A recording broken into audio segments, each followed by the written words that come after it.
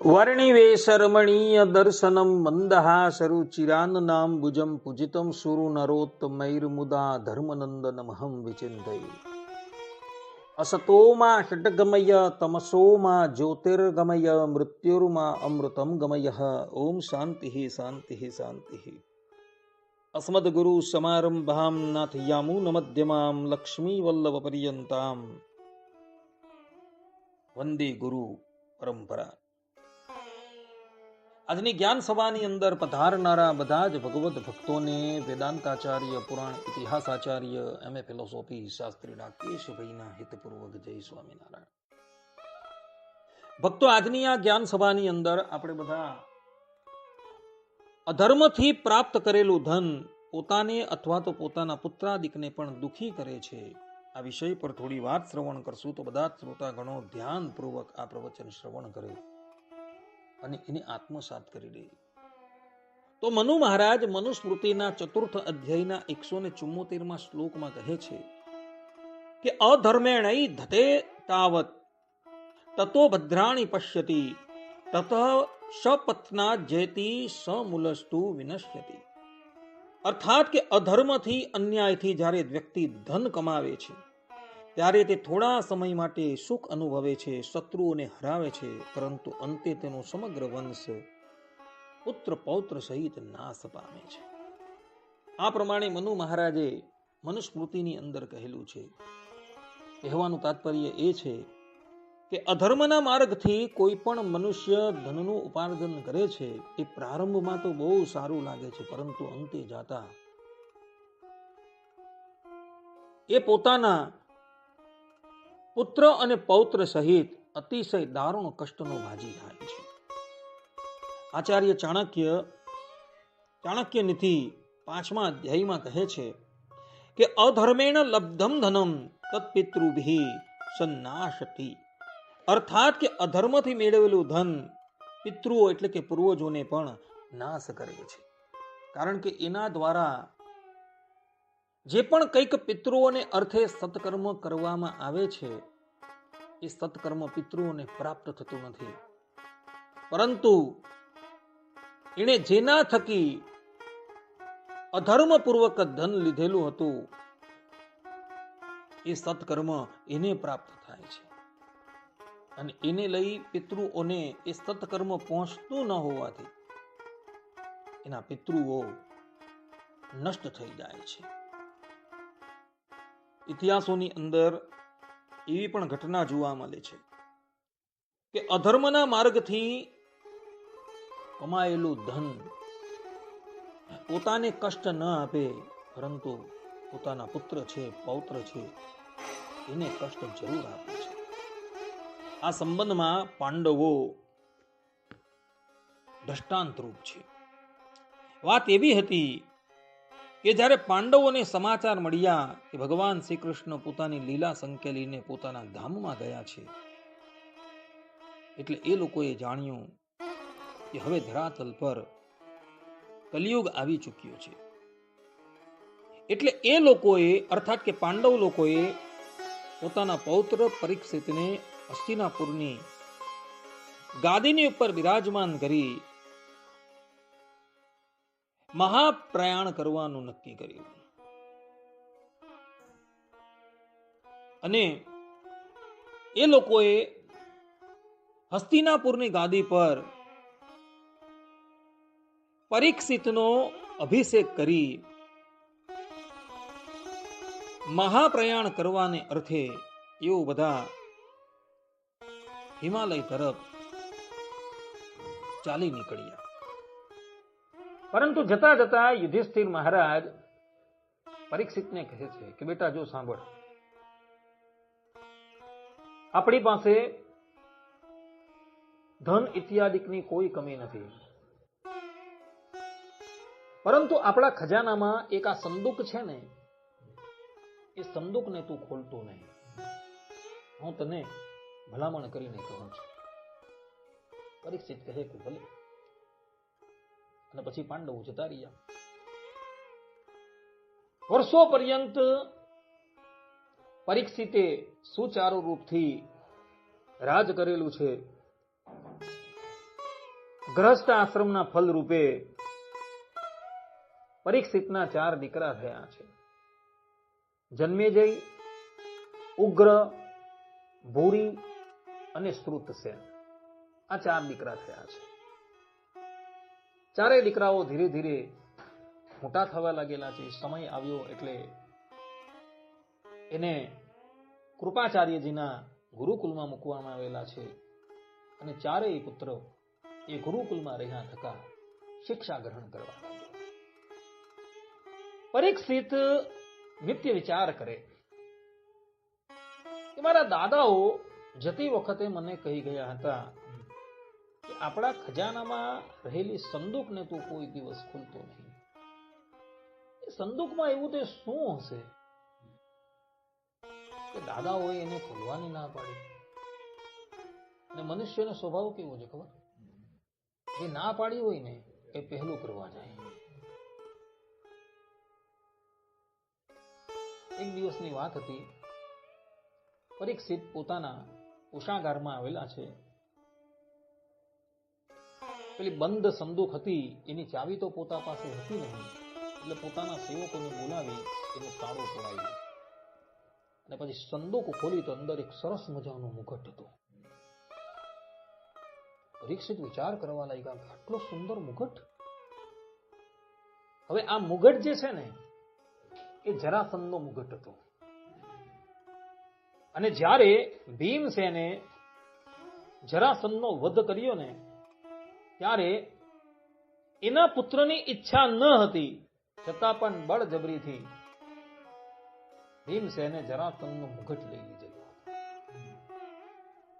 યુધિષ્ઠિર મહારાજને ખબર પડી ત્યારે એવો મનોમન વિચાર કરવા લાગ્યા કે આ તો અન્યાયનું ધન છે અને અન્યાયના ધનને જો આપણે ઉપયોગમાં લેશું નિશ્ચિતપણે આપણી બુદ્ધિ વિપરીત થઈ જશે. એટલે એણે ભીમસેન પાસેથી એ મુગટ લઈ લીધો અને કોષાગારમાં એક સંદૂકની અંદર બંધ કરી અને તાળું મારી દીધું. પરીક્ષિત રાજાએ મુગટ જોયો અને મુગટ એટલો સુંદર હતો એટલે મુગટ બહાર કાઢી એને પોતાના મસ્તકની ઉપર મૂક્યો. પાપી મનુષ્યના સંબંધમાં જે પણ કંઈક વસ્તુ આવે છે ને એ પણ પાપી થઈ જાય છે. એ મુગટ જરાસંધે ધારણ કરેલો હતો ને જરાસંધ એટલે મહાપાપી કહેવાય, જેની રગ રગમાં અધર્મ હતો, જે હંમેશા ભગવાન શ્રી કૃષ્ણ સાથે દ્વેષ ભાવ રાખતો હતો. તો આવા પાપીએ પહેરેલો મુગટ અને વળી પાછા અન્યાયથી જે લીધેલો હતો એ મુગટ એ પરીક્ષિતે મસ્તક પર ધારણ કર્યો એટલે પરીક્ષિતની બુદ્ધિ વિપરીત થઈ ગઈ. જે રાજા કોઈ દિવસ શિકાર કરવા માટે ન જાય, આજે એને મનમાં વિચાર કર્યો કે ચાલો આજે આપણે શિકાર કરવા છે. સૈનિકોને કીધું કે આજે શિકાર કરવા માટે જવાના છે, તૈયારી કરો. અને બધા તૈયાર થયા અને વનમાં ગયા. વનમાં અનેક પશુઓને મારેલા છે અને એક મૃગની પછાડી પરીક્ષિત પડેલા હતા અને દોડતા દોડતા એ મૃગની ઉપર બાણ ચલવે છે, પરંતુ મૃગ જે છે એ પરીક્ષિતના બાણને એક બાજુ કરી અગાડી વધી જાય છે. પરીક્ષિત વનની અંદર ખૂબ દૂર સુધી નીકળી જાય છે. મધ્યાહન કાળનો સમય હતો. પરીક્ષિત ખૂબ થાકી ગયા એટલે એવું ત્યાં રહેલા સમીક ઋષિના આશ્રમમાં આવે છે. પરીક્ષિતનું મન ક્ષુધા અને પીપાસાથી ખૂબ આકુળ વ્યાકુળ થઈ ગયું હતું. એવો ઋષિના આશ્રમમાં આવે છે. તે વખતે ઋષિ ધ્યાનસ્થ હોય છે, સમાધિમાં લીન હોય છે. શ્રીમદ ભાગવત પ્રમાણે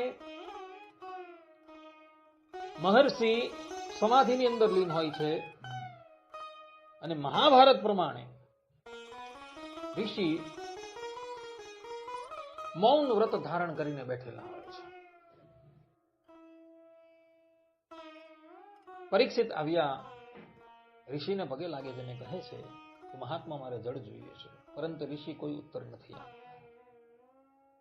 સમાધિમાં ગયેલું છે. એક વખત બે વખત કહ્યું, પરંતુ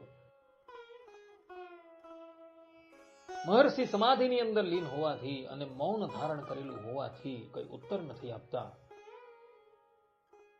એટલે પરીક્ષિત ક્રોધાયમાન થઈ જાય છે અને મહર્ષિની બરાબર સમીપમાં એક મૃત સર્પ પડેલો હતો. એને પોતાના બાણની નોકથી ઉચકી પરીક્ષિત એ સમીક ઋષિના ખભાની ઉપર મૂકી દે છે અને પછી એ ત્યાંથી પોતાના રાજ્યમાં આવી જાય છે. આ તરફ પરીક્ષિત જે આ ક્રિયા કરતા હતા ને, એ ક્રિયા આશ્રમના એક બે બાળકો જોઈ ગયા અને એ દોડતા દોડતા આ સમીક ઋષિના પુત્ર શૃંગી ઋષિ પાસે આવેલા.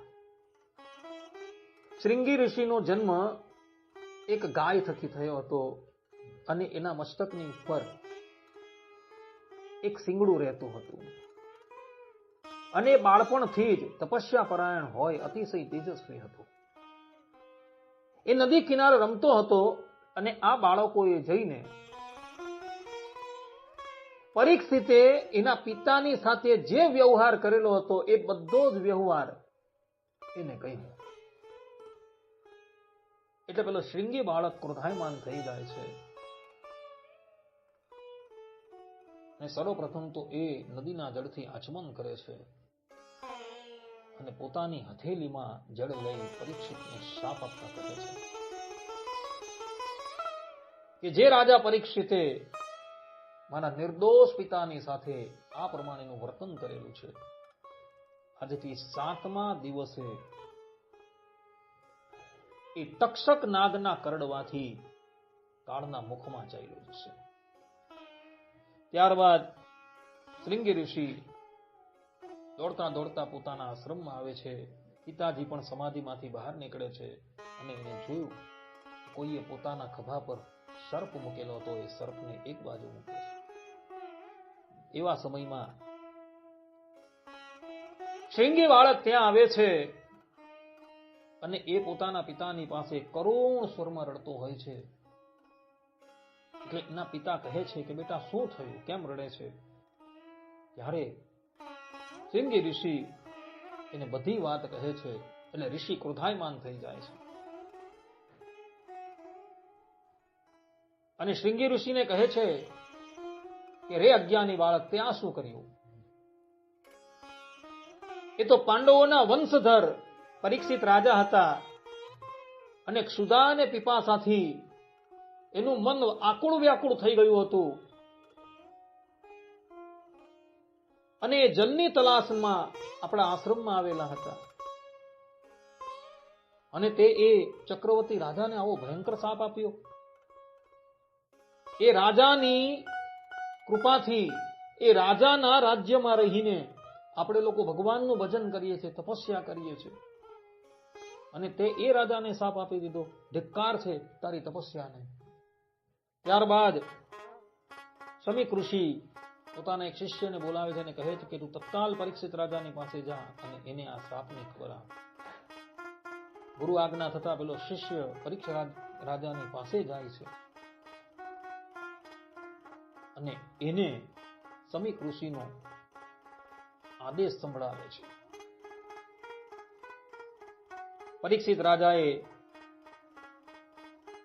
તે સમયે પોતાના મસ્તક પરથી મુગટ કાઢી નાખેલો હતો અને પરીક્ષિત રાજાને પોતાની કરણી પર અતિશય પશ્ચાતાપ થતો હતો અને જ્યારે એને શૃંગી ઋષિના શાપની ખબર પડી ત્યારે એ મનોમન વિચાર કરવા લાગ્યા કે જે પણ કંઈક થયું એ સારું થયું, કારણ કે હું એ શાપનો જ અધિકારી હતો.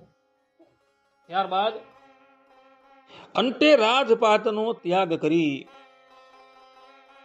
પરીક્ષિત મહારાજ સુખતાલમાં આવે છે અને સુખતાલમાં આવી સુખદેવજીના મુખ થકી શ્રીમદ ભાગવતનું શ્રવણ કરી એવો પોતાનું કલ્યાણ કરી લે છે. પરંતુ કહેવાનું તાત્પર્ય એ છે કે ભીમસેને બળજબરીથી જરાસંધનો મુગટ લઈ લીધો.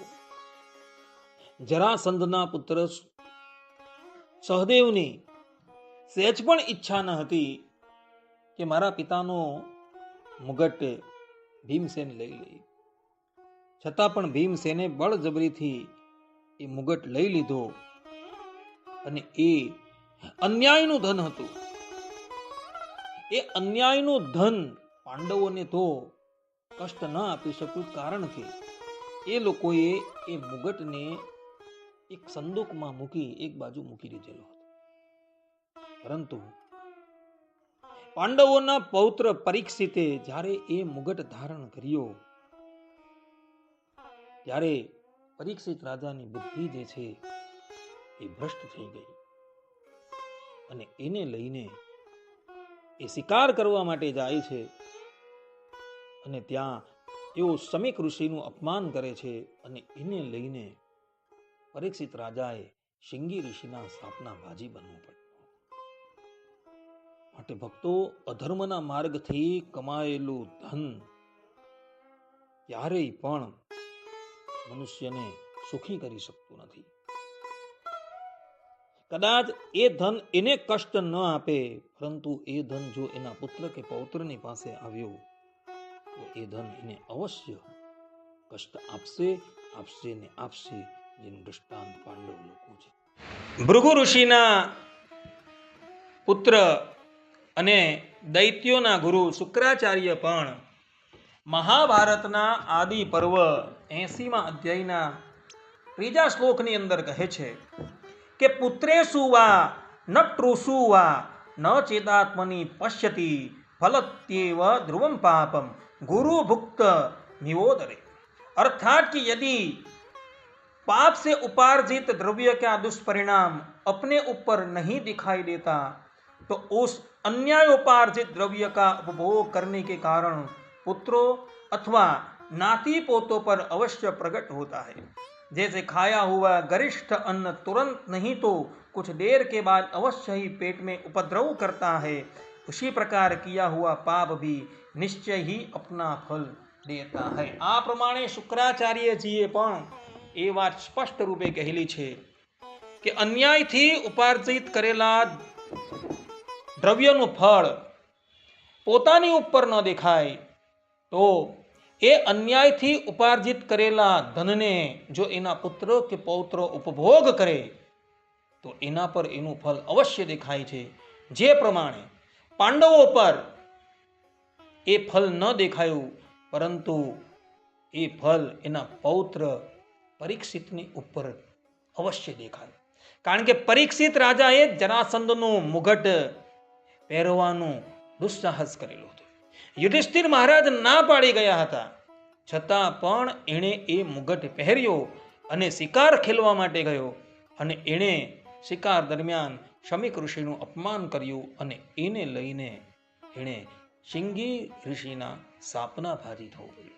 માટે ભક્તો, અન્યાયથી ઉપાર્જિત ધનની અંદર ક્યારેય પણ મન લગાવતા નહીં, અન્યથા તમારા લોકોની હાલત પણ પાંડવોના પૌત્ર પરીક્ષિતના જેવી થશે.